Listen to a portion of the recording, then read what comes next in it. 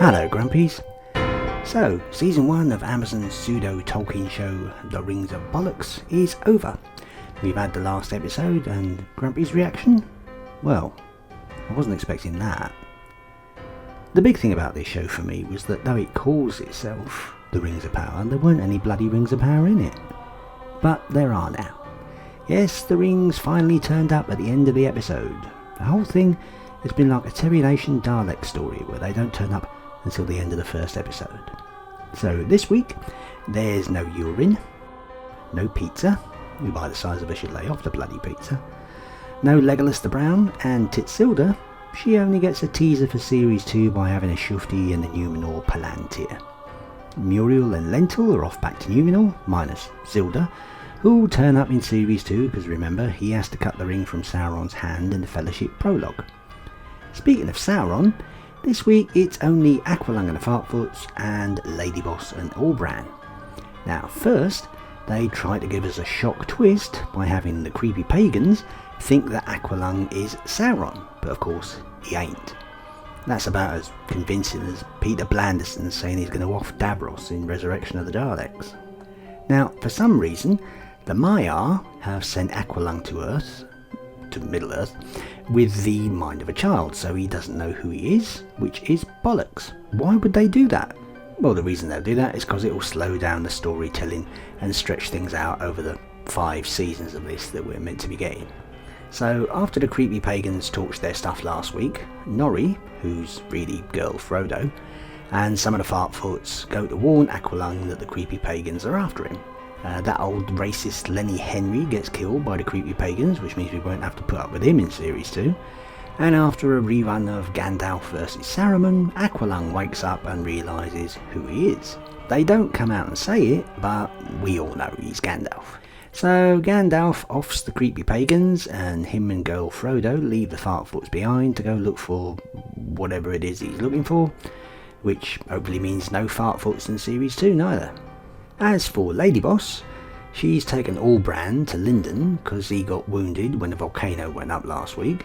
Phil Gaydad's there and he ain't pleased that Kelly and Bellend ain't got no more mithril to save them from dying out than the bit Urin give them. So Allbran suggests adding stuff to the mithril, but Lady Boss, she gets all suspicious and she checks out Allbran's backstory.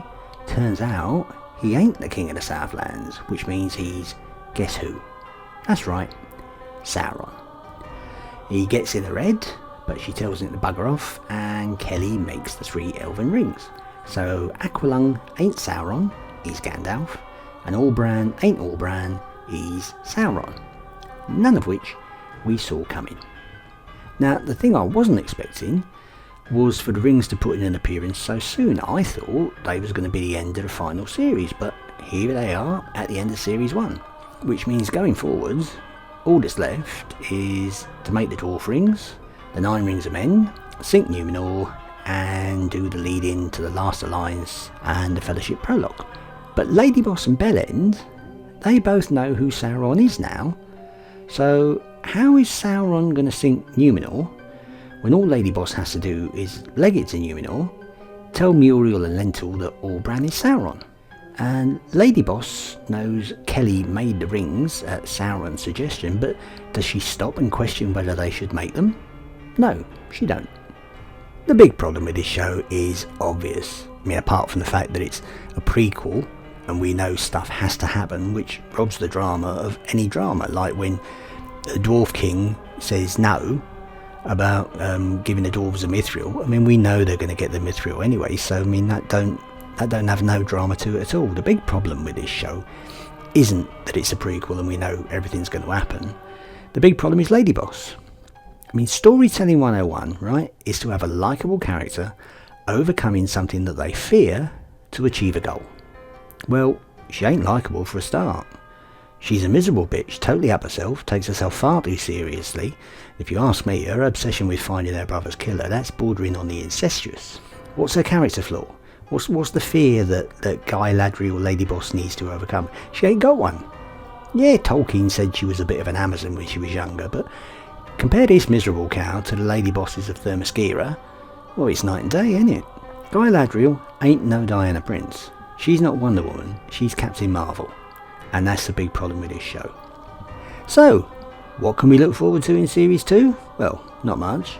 Gandalf and Girl Frodo, they're off on a quest to discover that Gandalf is Gandalf. Lady Boss now knows who Sauron is, but she don't know he's in Mordor. But she's a clever girl, she'll work it out. As for Sauron, he's gearing up to sink Numenor in a bad guy cloak that he nicked before he skedaddled out of Lindon. But given that we've got the Elven Rings now, and we know who Sauron is there any reason to keep watching this show? No, there ain't. Amazon have made the same mistake with Rings of Power that they made with Man in the High Castle, taking source material that's far too thin, spinning it out far too long, and telling the wrong story. The Rings of Power is still the Rings of Bollocks, and unless they do some major course correction in Series 2, don't hold your breath for that, that's going to be as bad as Series 1. But what do I know? Don't mind me. I'm just a grumpy old fan. Fuck off!